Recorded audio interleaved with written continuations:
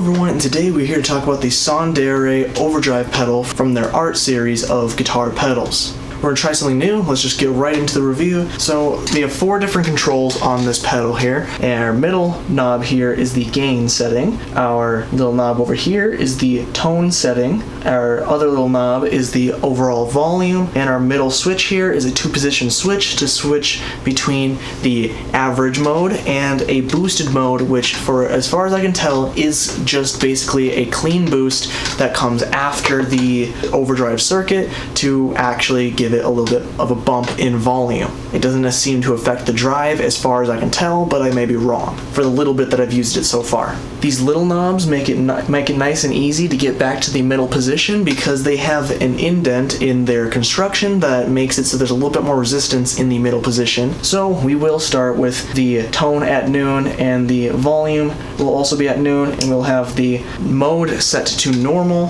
and then we will see how much drive this thing has. Let's start with the drive all the way down, and we will get a clean tone first. Everything that I used to record this will be put in the description if you care, also with affiliate links to buy them if you would like, which would help me out since I don't make any money yet off of my videos.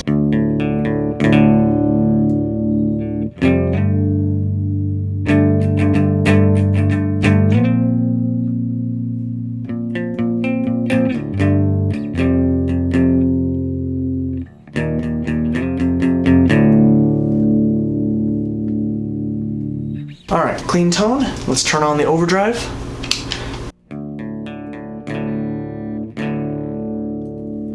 So I need to turn, since this is such a low signal, I need to turn up the volume.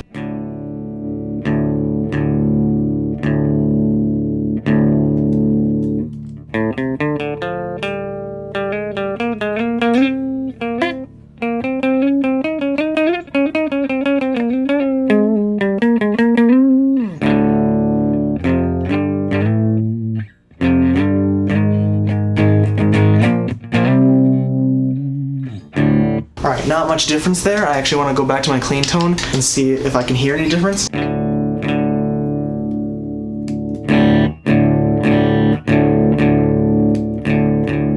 Pretty close to 1-to-1 actually. That's pretty neat. So you could use this thing as just a basic boost if you really wanted to. The only difference that I noticed was a little bit that the pedal had a little bit more volume, and I still have more to turn it up if you really wanted it to. There's also the boost section. Let's turn that on.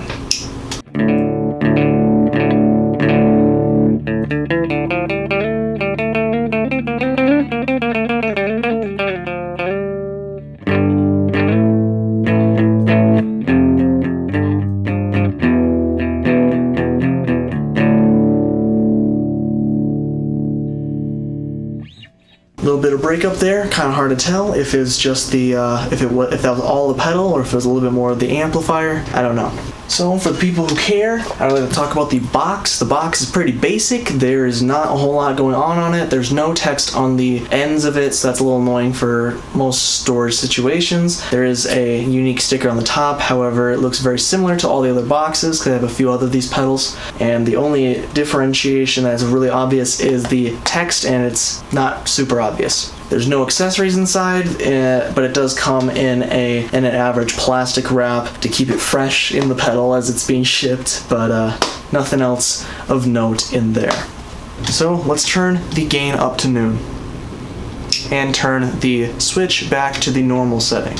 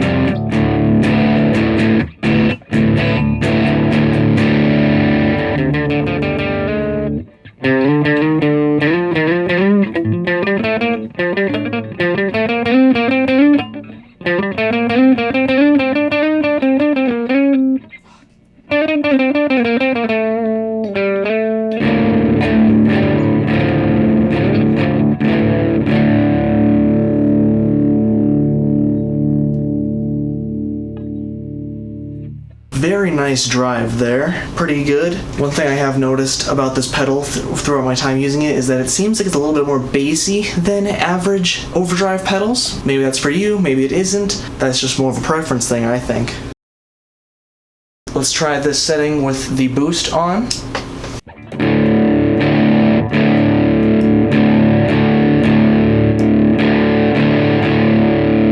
Sounds like the boost may also add a little bit of top end, which may be beneficial for a lot of guitar tones as well, you know, at least comparatively when averagely using this pedal.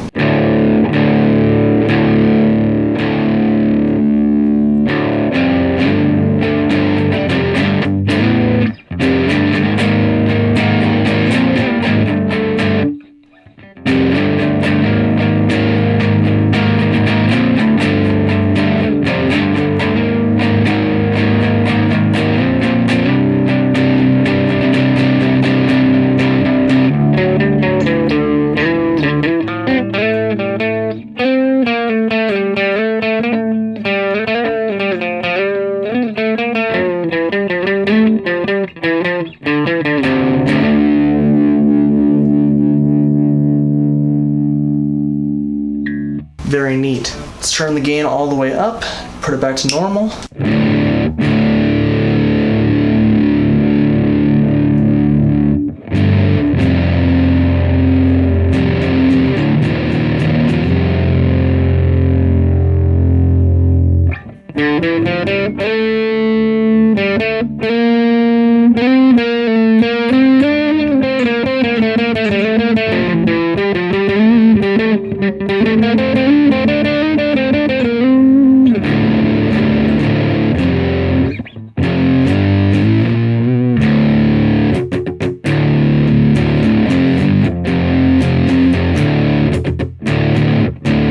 Very nice drive, though the drive does seem to bring out a lot more bass for some reason.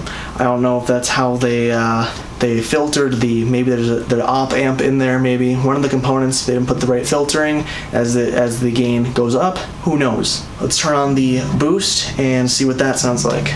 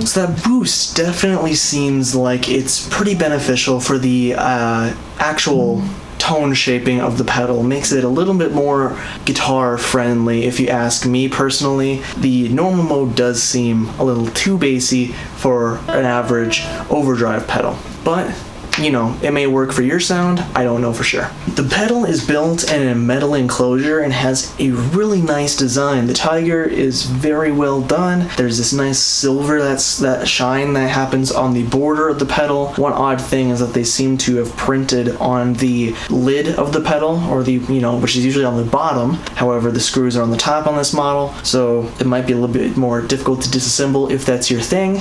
But overall, it's pretty nice. All of the knobs feel very nice. There's the indents on the tone and volume knob, which I talk about a bit in the playing, and the foot switch feels especially nice. It is a very light touch to be able to turn on and off, though it does have the tactile switching. It is true bypass, which I have accidentally checked while testing. It obviously can't take a battery unless you power it externally with an adapter, a battery adapter, to plug into the 9-volt slot with the battery external. Overall, I'm pretty impressed with the construction of the pedal and the overall feel of how it is to operate the pedal.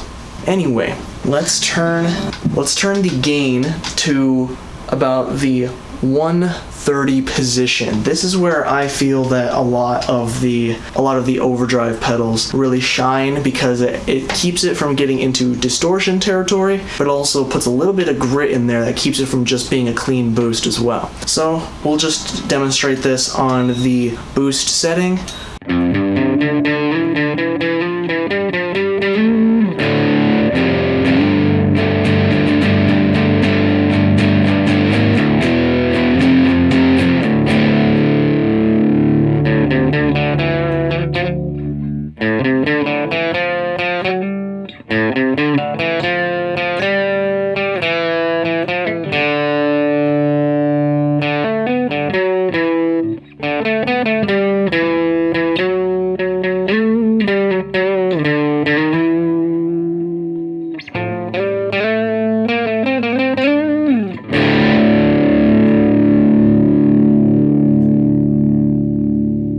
Alright, pretty nice.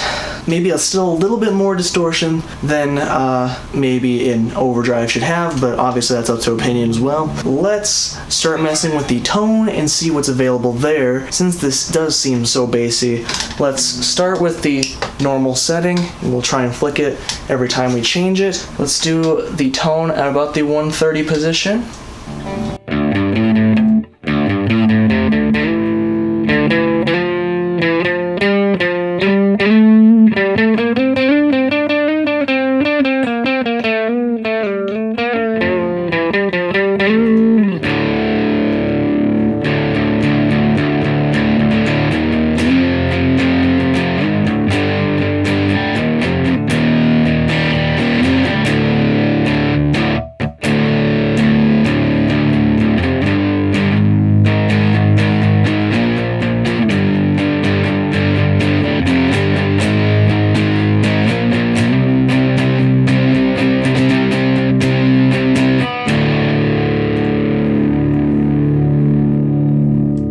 Now with the boost on,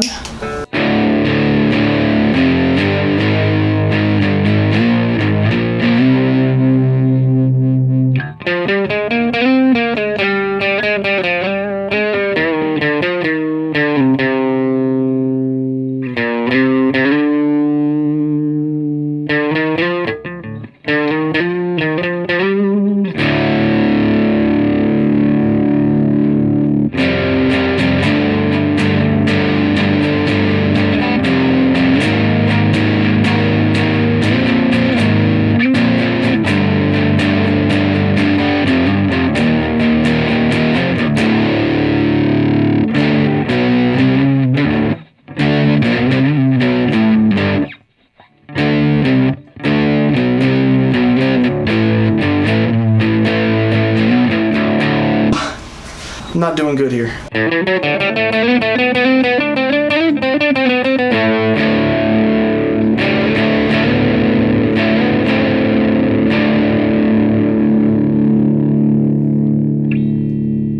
Okay, let's turn the tone all the way up to the maximum position, back on the normal setting.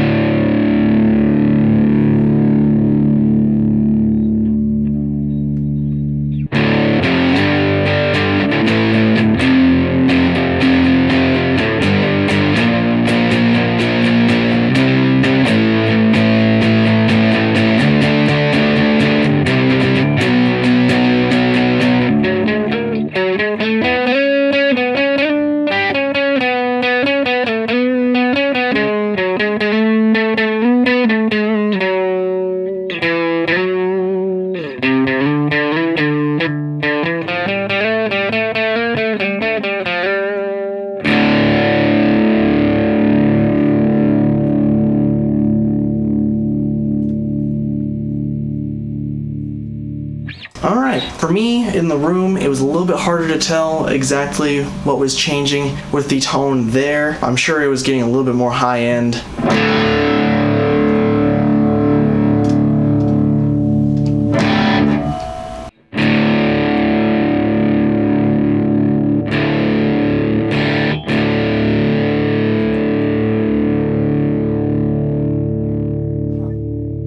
So I'm not exactly sure what kind of EQ curve this tone knob has, but you know, it didn't seem to get a lot of treble added on. However, I know that we get a lot more bass added on when we turn this down. So let's turn this to about the 1030 position on the tone knob. See what there is to hear. It is a little difficult to see these little knobs because they don't have any paint on them or anything on the marker. They only have a small bit of molding that's indented. It can be difficult. Gotta turn it back to normal setting too.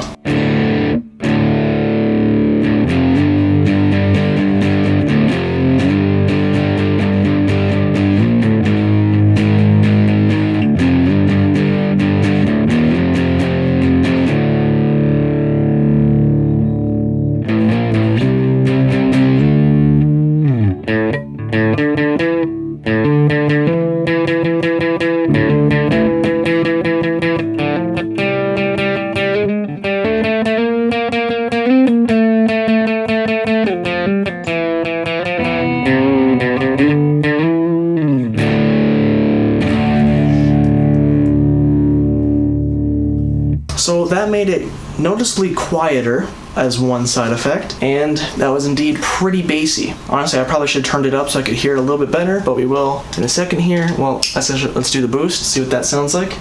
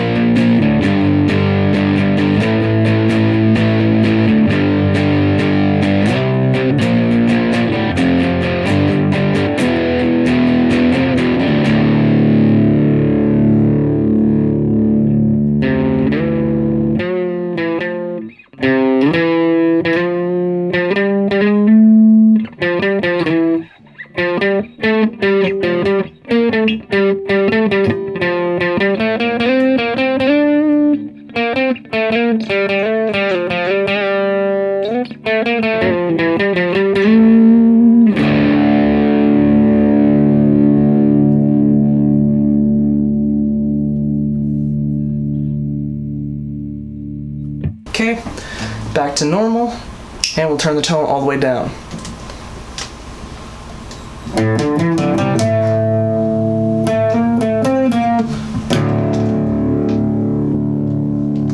Alright, so very filtered. My strap is caught in the back of my chair.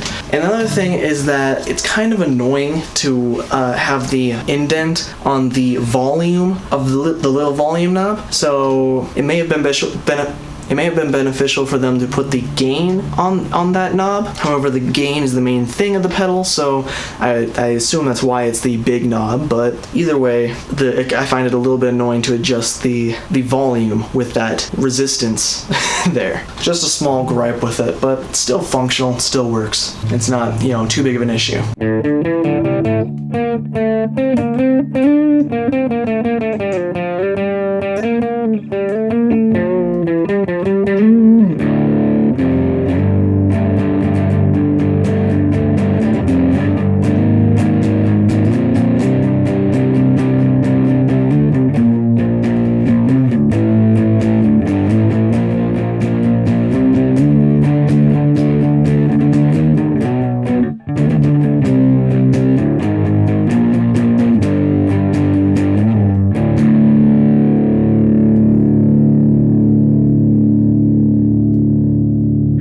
So a cool use for this pedal could be to have it as kind of a dark filter, if that is what you would want, because it does have an interesting kind of muffled sound when you turn the bass all the way down like that, or you turn the tone all the way down like that. Anyway, let's hear it with the boost on.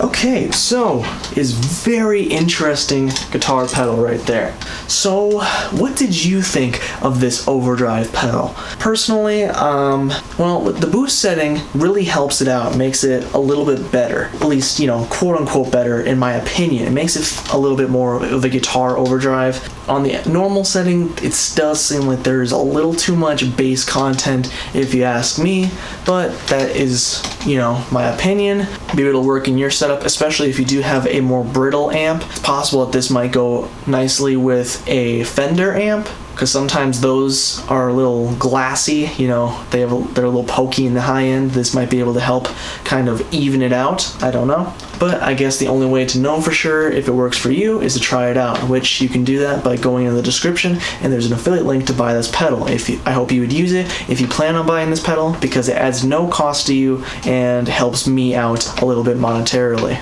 If you enjoyed this video and found it informational in any way, please leave a like. And please become a member and or subscribe if you enjoyed this content and want to see more of it and help keep me on this platform. I plan on starting a new series soon called Recording for Accuracy, about recording guitar as accurately as possible, but yeah, get subscribed for that. That's all I have to say for now, so I'm gonna say bye-bye.